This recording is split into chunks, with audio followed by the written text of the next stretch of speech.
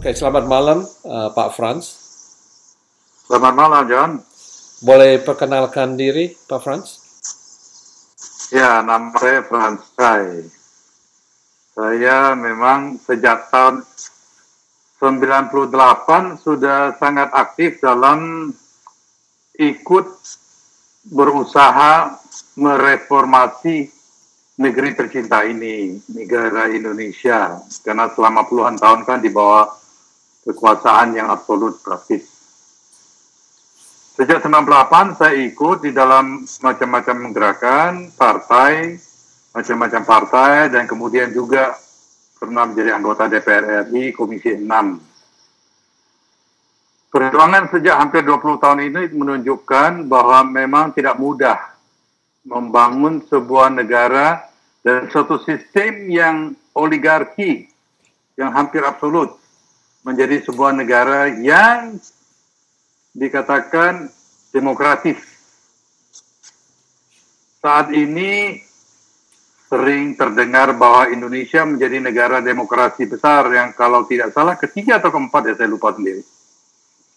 Namun harus diakui, saya kadang-kadang berpikir, demokrasi seperti apa yang kita inginkan? Nah, ini yang kelihatannya belum disepakati bersama oleh para pemimpin negara ini. Kita harus ingat bahwa tidak ada demokrasi yang sama antara satu negara dengan negara lain. Karena tergantung dari kondisi masyarakat masing-masing. Kalau saya katakan demokrasi Amerika dengan demokrasi Swiss tidak sama. Demikian juga demokrasi Swiss dengan demokrasi Denmark tidak sama. Juga tidak sama dengan Jepang. Jadi pertanyaan saya sejak berapa lama adalah demokrasi seperti apa yang sebenarnya kita ingin jalani supaya semua jelas. Kalau tidak, masing-masing nanti menginterpretasikan demokrasi sesuai dengan gambaran dia. Kita harus sepakat dulu. Ibaratnya kita mau kemana? Ke Surabaya atau pergi ke Anyer? Jangan katakan kita naik mobil, ayo. Tapi kita belum tahu mau jurusan yang jelas kemana. Inilah yang menurut saya menjadi salah satu sebab mengapa sejak tahun 1998 sampai sekarang masih banyak gejolak yang terjadi secara politis di negeri ini. Oke, Pak. Kalau tidak Pak Frans, silakan bicarakan tentang masalah demonstrasi yang baru terjadi di Indonesia. Ya, demonstrasi yang terjadi sekarang tidak terlepas dari yang saya katakan tadi mengenai demokrasi. Interpretasi dari masing-masing tidak sama. Tapi dalam hal yang ditanyakan, yaitu mengenai demonstrasi tanggal 4 November yang lalu, kan? Betul. Ini sangat jelas menunjukkan adanya kelompok yang merasa tidak nyaman pada saat pemerintah Presiden Jokowi ingin menegakkan keadilan, menegakkan hukum, sehingga bisa hukum ditegakkan bagi seluruh masyarakat, bukan dipilih. Dari dulu kita sudah tahu bahwa hukum sering dikatakan tumpul ke bawah, tumpul ke atas, tajam ke bawah. Nah, yang terjadi pada 4 November yang lalu berkumpullah kelompok-kelompok yang merasa kenyamanan mereka selama puluhan tahun itu terganggu oleh kebijaksanaan yang diambil oleh Presiden Jokowi.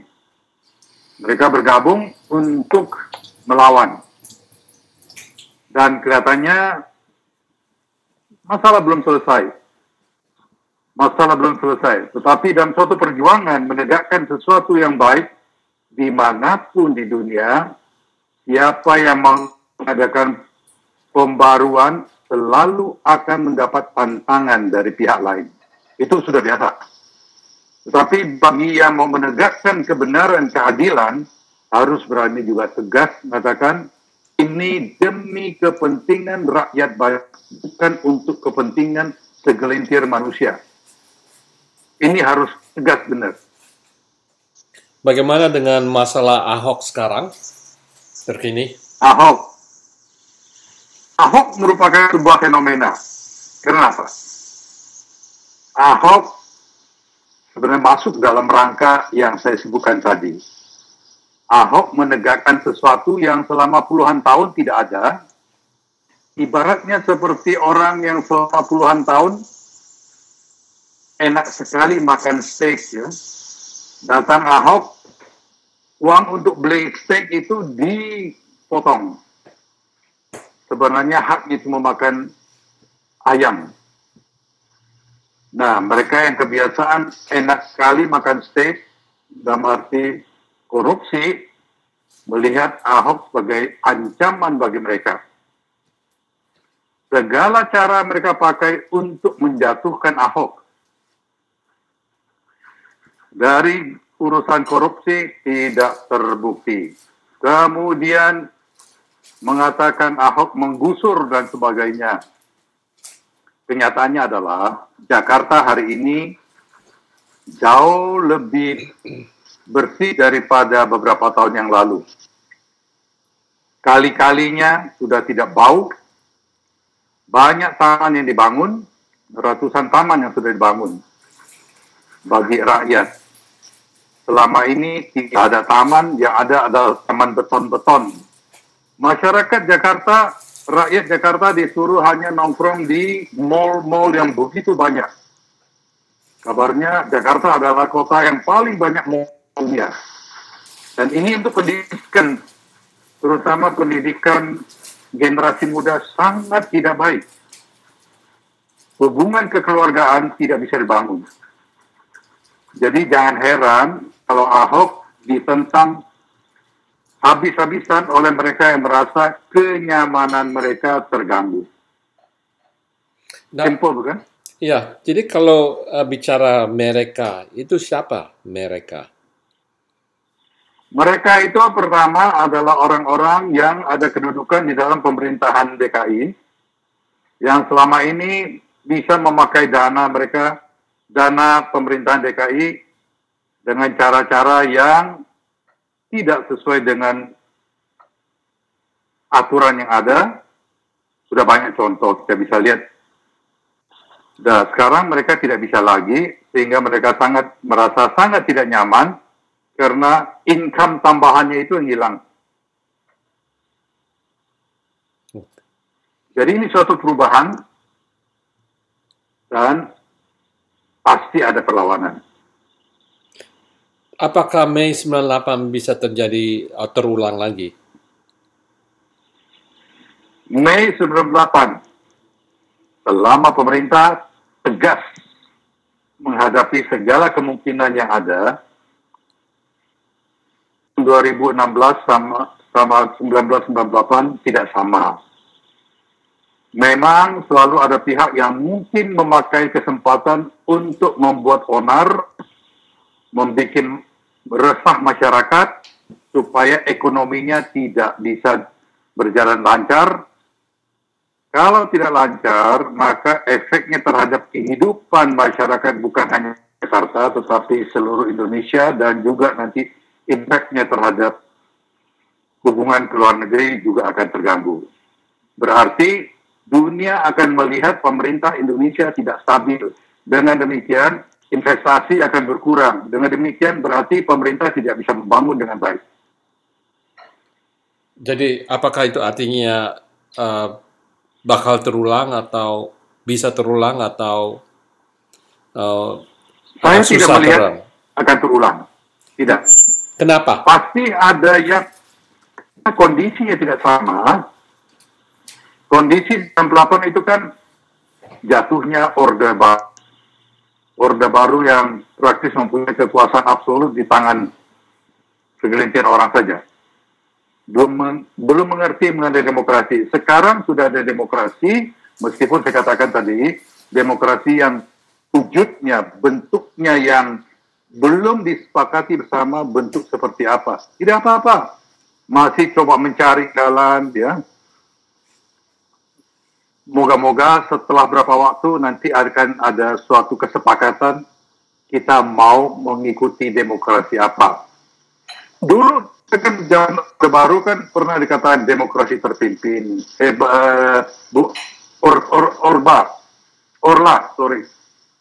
Demokrasi terpimpin, kemudian demokrasi Pancasila dan sebagainya. Itu semua semboyan yang bagus sebenarnya, bagus. Tetapi adakah yang mengetahui apa yang disebut sebagai demokrasi Pancasila? Silakanlah para ahli hukum, ahli tata negara, cobalah rundingkan, marilah definisikan bentuk apa yang dimaksudkan dengan demokrasi Pancasila. Pancasila harus dipertahankan demi kelangsungan bangsa dan negara ini. Siapa yang menghilangkan Pancasila berarti dia sudah mengingkari para bapak bangsa pada tahun 1945 yang mendeklarasikan kemerdekaan bangsa ini dan negara ini. Oke. Jadi saya tidak takut akan terjadi seperti 1998. Saya tidak. Kondisinya tidak sama. Kondisinya sama, tapi sekarang kan masalahnya Ahok dituduh, dan melewat pengadilan, dan itu bisa jawabannya ya dia bersalah, dan juga bisa jawabannya juga tidak bersalah. Nah, kondisi itu agak susah. Jadi seandainya dia bersalah, dia masuk penjara. Tapi seandainya jadi maksudnya korbannya Ahok ya. Walaupun kemungkinan maksudnya lain. Tapi kalau seandainya tidak bersalah, dalam pengadilan, itu kan akibatnya bisa lebih banyak demonstrasi, dan mungkin bisa bikin kerusuhan. Itu yang kita takutkan dari diaspora Indonesia adalah kemungkinan bisa terjadi kerusuhan seperti yang terjadi Mei 98. Iya, saya bisa mengerti ada kekhawatiran seperti itu. Ahok adalah, kembali lagi, boleh dikatakan adalah sebuah fenomen baru, pemimpin yang tegas dan berani menegakkan keadilan dan hukum, dan memperhatikan rakyat. Jadi bagi yang lama, jelas ini suatu yang belum bisa diterima.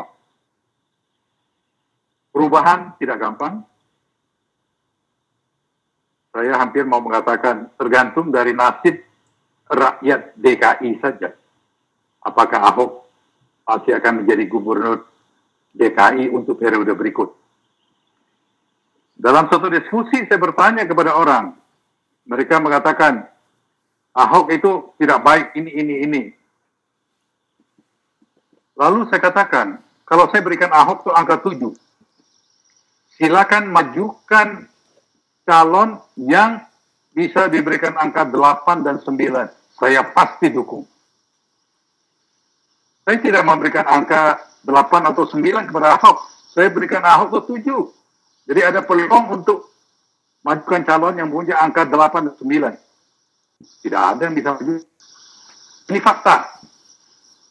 Karya nyata Ahok adalah suatu yang tidak bisa dipungkiri oleh manusia. Oleh orang di sekitar di Jakarta terutama. Jadi menurunkan seseorang, mencegah seseorang itu kerjaan gampang. Tapi kalau sudah turun, so what next? Siapa yang bisa menggantikannya dan lebih baik? Sebagai bangsa yang mau maju, kita harus berani katakan, oke, kalau ini dia tidak ada, harus ada calon yang lebih baik. Jangan pakai cara pendeknya, jangan Ahok. Ini kan tidak dewasa. Tidak dewasa. Harus ada jalan keluar. Kalau katakan ini tidak baik, oke. Majukan sesuatu yang lebih baik. Seseorang yang lebih baik. Nah, itu baru menunjukkan kedewasaan kita bermasyarakat dan bernegara. Tapi walaupun begitu, sekarang kan menyangkut penistaan agama, di mana itu kelihatannya kalau dari sudut dari diaspora Indonesia melihat yang Ahok sepertinya harus jadi korban untuk mencegah demonstrasi yang akan datang, dan mungkin juga bisa terjadi kerusuhan, ya. Jadi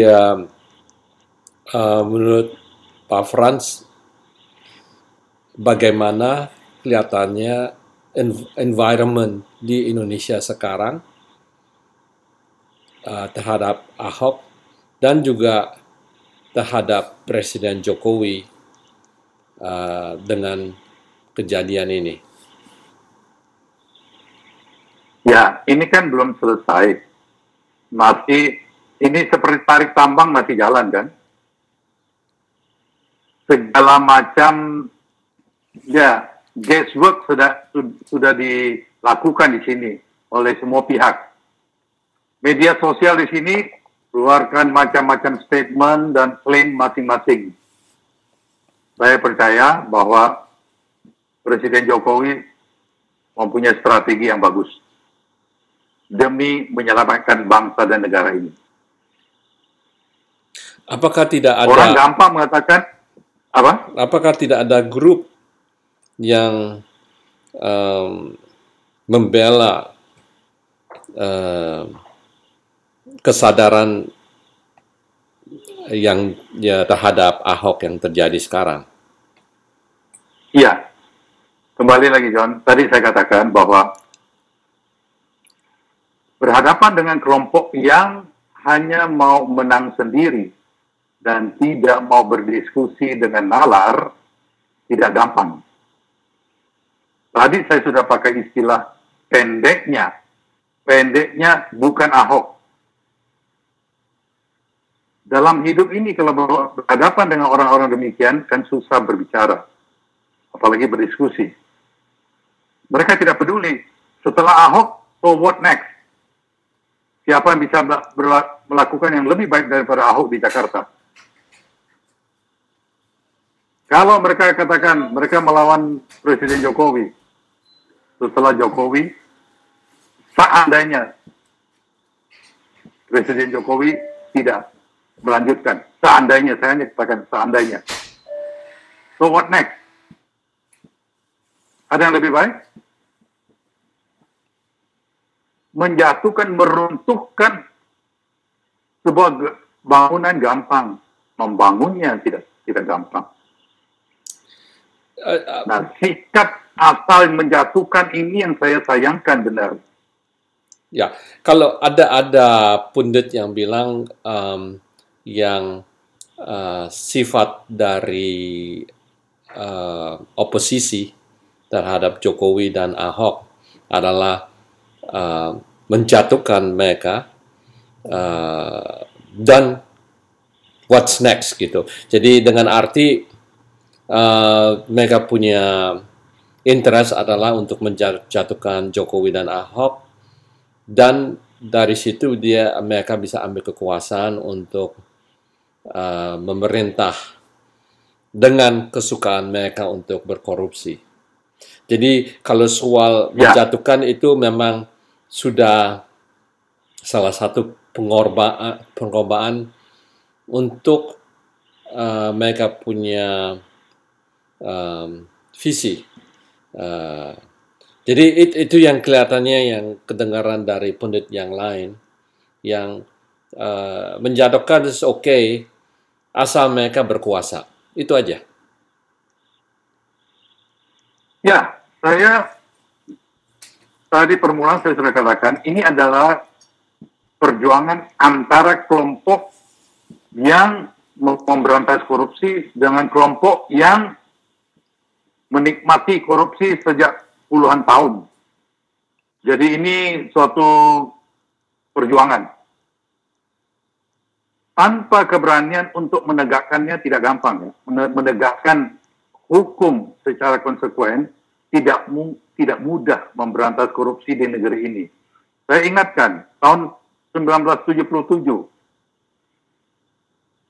Mokhtar Lubis membuat diskursus mengenai 12 ciri-ciri manusia Indonesia. Tahun 2010, ada seorang peneliti dari UI yang mengadakan penelitian lagi, setelah hampir 40 tahun, ciri-ciri manusia Indonesia 70% masih sama dengan yang disampaikan oleh Mokhtar Lubis. Tetapi yang lebih menyedihkan adalah korupsi sudah menjadi ciri manusia Indonesia. Ini sangat menyedihkan. Berarti seperti sudah membudaya. Harus ada keberanian dari pemimpin untuk memberantasnya, untuk mengubah masyarakatnya menjadi masyarakat yang taat hukum. Tapi mungkin kalau dibiarkan, ya. Jadi kalau kami lihat di sini ya, the silent majority, tapi efeknya di minority justru yang lebih bersuara, dan sebenarnya silent majority sebenarnya tidak ada movement untuk membenarkan Indonesia. Itu yang kita menakutkan. Kayak seandainya sini ya ada Trump, okay. Tapi kita ada demonstrasi besar-besaran di beberapa kota besar untuk menentang Trump, okay. Bisa saja kalau kita contohkan ke Indonesia di mana mayoritas sebenarnya kalau Hillary kan menang secara mayoritas dalam popularity ya, tapi dalam elektorat dia kalah. Tapi mayoritas di sini ada movement. Nah di Indonesia kelihatannya mungkin demokrasinya agak lain, di mana silent majority mungkin tidak berani atau tidak organize untuk melawan yang seandainya yang terjadi di Indonesia, di Jakarta baru-barusan demo gitu. Ya, saya setuju, John. Ini adalah suatu fenomen yang sebenarnya agak menyedihkan. Kenapa? Ini tidak terlepas dari sistem pendidikan yang dianut oleh negeri ini sejak 40 tahun terakhir. Sistem pendidikan di sini lebih mengutamakan persaingan pribadi. Istilah ranking itu sejak anak-anak umur 4-5 tahun sudah diajarkan harus ranking di sekolah. Bukan membentuk karakter yang menunjukkan teamwork antara sesama. Akibatnya apa? Sampai dewasa juga masing-masing coba bersaing-saingan untuk menjadi istilahnya aku yang jago. Bukannya kita yang jago. John mungkin belum pernah perhatikan. Sepak bola kan tiap hari dimainkan oleh ribuan orang Indonesia, bukan? Tetapi kenapa tidak ada tim sepak bola yang bisa berkarya di dunia ini? Karena nggak bisa bekerja sama. Masing-masing sepak sendiri, asal kelihatan ditepuk tangan aja udah. Tidak ada satupun olahraga tim yang dimana Indonesia mempunyai nama. Tapi kalau sendiri-sendiri jago, ya. Dari boxing bisa, tenis bisa, ya, catur bisa, memanah bisa, tembak bisa. Tapi yang tim satu pun tidak ada. Ini satu social fenomena yang perlu diperhatikan. Ini akibat dari sistem pendidikan yang hanya mengutamakan kepentingan ranking. Apakah Indonesia apakah Indonesia bisa jadi negara Islam? Saya tidak berani katakan tidak, karena itu harus diusahakan. Saya tadi katakan bahwa tahun 1945 udah jelas Pancasila disepakati sebagai falsafah negara. Pancasila mengikat semua unsur bangsa ini supaya saling menghormati, saling menghargai. Indonesia ini indah sekali.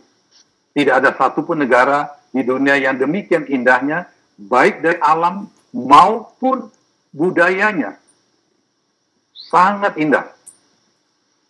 Tetapi ini hanya bisa bersatu kalau masing-masing menghargai satu sama lain.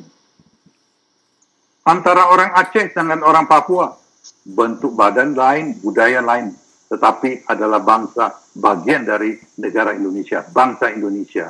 Kalau masing-masing mengatakan dia yang paling hebat, Indonesia bahaya, berbahaya, dalam keadaan bahaya.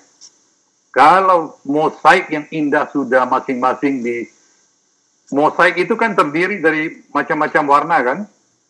Bayangkan kalau mosaiknya ada yang katakan tidak boleh lagi ada warna biru, semuanya harus warna hijau, apa jadinya Indonesia? Ini hendaknya kita sadari. Kalau kita masih cinta Indonesia, jagalah kebinekaan kita, Bhinneka Tunggal Ika. Apakah militer Indonesia apakah cukup menegakkan, sebab banyak pundit bilang pada akhirnya kita harus seandainya memang negara ini akan dibikin sebagai negara Islam, satu-satunya yang bisa bikin negara Indonesia tidak jadi negara Islam adalah militer. Apakah itu betul?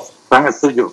Ya, sangat setuju. TNI adalah tetap nasionalis yang mau menegakkan NKRI dan Pancasila. Saya percaya benar. Oke. Kesan-kesan apa yang Pak Frans ingin memberi ke diaspora Indonesia? Ya, dukungan moral dari semua teman-teman di luar terang akan memberi kami semangat untuk terus berjuang. Saya sendiri senang generasi-generasi muda juga sering bertemu dan minta ya pendapat mengenai ini dan itu. Berarti the struggle goes on. Tidak pernah boleh menyerah. Meskipun kita melihat banyak perubahan-perubahan ke arah yang kurang disenangi, kurang diharapkan, tapi kalau kita tidak berani mempertahankan NKRI, tidak berani mempertahankan Pancasila, siapa lagi? Dunia sangat menghargai dan mengagumi Pancasila. Tetapi kenapa orang kita di sini ada yang mau menghilangkan Pancasila? Itu namanya kebangatan. Sangat disayangkan. Karena itu harus dipertahankan dan dibela. Oke. Baik, terima kasih Pak Frans untuk memberi waktu. Sampai kita berjumpa lagi. Iya, terima kasih John. Sama-sama.